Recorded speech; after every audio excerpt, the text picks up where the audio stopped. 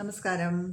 പുസ്തകപ്രേമി എന്ന ഈ സെഗ്മെൻറ്റിൽ പുസ്തകങ്ങൾ നിങ്ങളെ പരിചയപ്പെടുത്തുക എന്നുള്ളതാണ് എൻ്റെ ലക്ഷ്യം. ഇന്ന് ഞാൻ കൊണ്ടുവന്നിരിക്കുന്നത് നമ്മുടെ തന്നെ ബ്ലോഗറായ മേരി ജോസി മലയിലിൻ്റെ ഒരു പുസ്തകമാണ്. പുസ്തകത്തിൻ്റെ പേര് ഒരു വ്യത്യസ്ത പാഷനും മറ്റു ചില കഥകളും. മേരി ജോസി മലയിൽ എഴുതിയിട്ടുള്ള ലേഖനങ്ങളുടെയും അതുപോലെ തന്നെ കഥകളുടെയും ഒരു സമാഹാരമാണ് ഈ പുസ്തകം. ഈ പുസ്തകത്തിൽ നിന്നുള്ള ഒരു ഭാഗം ഞാൻ വായിക്കാം.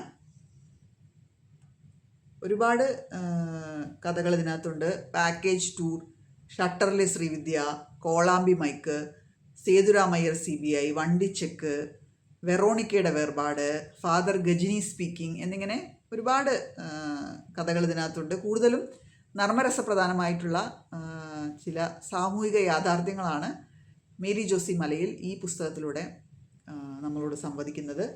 അപ്പോൾ ഇതിൽ ഒരു ഭാഗം ഞാൻ വായിക്കാം. കോളാമ്പി മൈക്ക് എന്നാണ് ഇതിൻ്റെ പേര്.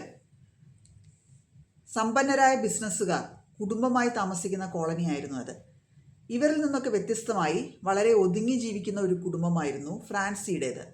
ഫ്രാൻസിയും ഭാര്യയും സ്കൂളിൽ അധ്യാപകരായിരുന്നു. 3 പെൺമക്കളും ഒരു മകനും അടങ്ങുന്നതായിരുന്നു അവരുടെ വീട്. കോളനിയിലെ മറ്റു വീടുകളുമായി താരതമ്യം ചെയ്താൽ ഉള്ളതുകൊണ്ട് ഓണം പോലെ വളരെ അച്ചടക്കത്തിലും ദൈവഭയത്തിലും ജീവിച്ചു പോന്നിരുന്നവരായിരുന്നു ഇവർ. പെൺമക്കൾക്ക് വിവാഹപ്രായമെത്തിയെങ്കിലും സ്ത്രീധനം എന്ന ദുരാചാരം ഇന്നും സമൂഹത്തിൽ നിന്ന് വിട്ടുപോകാത്തതുകൊണ്ട് ആരുടെയും വിവാഹം കഴിഞ്ഞിരുന്നില്ല. ഫ്രാൻസിയും ഭാര്യയും ജോലിയിൽ നിന്ന് വിരമിക്കുകയും വരുമാനം നേരെ പകുതിയാവുകയും ചെയ്തതോടെ 6 അംഗ കുടുംബത്തിന് ജീവിതം മുന്നോട്ട് കൊണ്ടുപോവുക ദുസ്സഹമായി തീർന്നിരുന്നു. 80കളിലാണ് ഒരു സുപ്രഭാതത്തിൽ മൂത്ത മകൾ വീട്ടിൽ തന്നെ ഒരു ബ്യൂട്ടി പാർലർ തുടങ്ങുന്നത്. എറണാകുളത്ത് ഒരു ബന്ധുവിൻ്റെ വീട്ടിൽ പോയി നിന്ന് ബ്യൂട്ടീഷ്യൻ കോഴ്സ് പഠിച്ചിട്ടാണ് തൃശ്ശൂർ ഇത് തുടങ്ങുന്നത്. ആദ്യം കോളനിയിൽ എല്ലാവർക്കും ഒരു തമാശയായാണ് ഇത് കേട്ടപ്പോൾ തോന്നിയത്. കല്യാണപ്രായമായ പെൺകുട്ടികൾക്ക് മുഖത്ത് കുറച്ച് പൗഡർ ഇട്ട് കണ്ണെഴുതി പൊട്ടുതൊടിയിക്കാൻ എന്തിനാണ് വേറെ ഒരാൾ? എന്താ പെൺകുട്ടി വല്ല മന്ദബുദ്ധിയുമാണോ? ഇതൊന്നും സ്വയം ചെയ്യാൻ 18 വയസ്സായ ഒരു പെൺകുട്ടിക്ക് അറിഞ്ഞുകൂടെ? മാഷിനെന്താ ദാരിദ്ര്യം വന്നപ്പോൾ തലയ്ക്ക് ഭ്രാന്തായോ എന്ന് പറഞ്ഞ് എല്ലാവരും പുച്ഛിച്ചു. പക്ഷേ ഒരു 6 മാസം കഴിഞ്ഞപ്പോൾ സ്ഥിതിഗതികൾ മാറിമറിഞ്ഞു. അവർ തന്നെ അവരുടെ പെൺമക്കളെയും കൊണ്ട് ഇവരുടെ വീട്ടിൽ പുരികൻ ഷേപ്പ് ചെയ്യാനും ബ്ലീച്ചും ഫേഷ്യലും മാനിക്യൂറും പെഡിക്യൂറും ഒക്കെ ചെയ്യാൻ അവരുടെ പെൺമക്കളുടെ നിർബന്ധത്തിന് വഴങ്ങി അവിടെ എത്തിക്കേണ്ടി വന്നു. പെണ്ണ് കാണൽ ചടങ്ങ് തൊട്ട് കല്യാണം കഴിയുന്നത് വരെ ബ്യൂട്ടീഷ്യൻ ഒരു അത്യാവശ്യ ഘടകമായി മാറി. കോളനിയിലെ എല്ലാ പെൺകുട്ടികളെയും കല്യാണത്തിന് അണിയിച്ചൊരുക്കുന്ന ബ്യൂട്ടീഷ്യന് മാത്രം മംഗല്യഭാഗ്യം ഉണ്ടായില്ല. എന്നിട്ട് എന്തുണ്ടായി എന്നറിയണ്ടേ? അതറിയണമെങ്കിൽ ഈ പുസ്തകം വായിക്കണം. ഈ പുസ്തകം വാങ്ങിക്കാനുള്ള വിശദമായ വിവരങ്ങൾ ഞാൻ കമൻറ്റിൽ കൊടുത്തേക്കാം.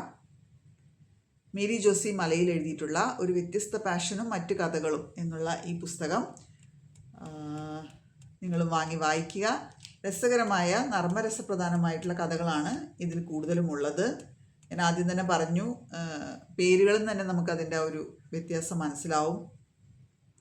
തങ്കപ്പനും പിന്നെ കുറേ സദാചാരക്കാരും, ക്രിസ്മസ് രാത്രിയിലെ അമിട്ട്, കലമ്മേ ക്യാ ഹേ, തവളക്കുളം ശലോമി, ബുൾസൈ അപ്പം എന്നൊക്കെയാണ് പല കഥകളുടെയും പേര്. അപ്പോൾ എല്ലാവരും വായിക്കുക. ഇത്തരത്തിലുള്ള മറ്റൊരു പുസ്തകവുമായിട്ട് നമുക്ക് വീണ്ടും പുസ്തകപ്രേമി കാണാം. അതുവരേക്കും നന്ദി, നമസ്കാരം.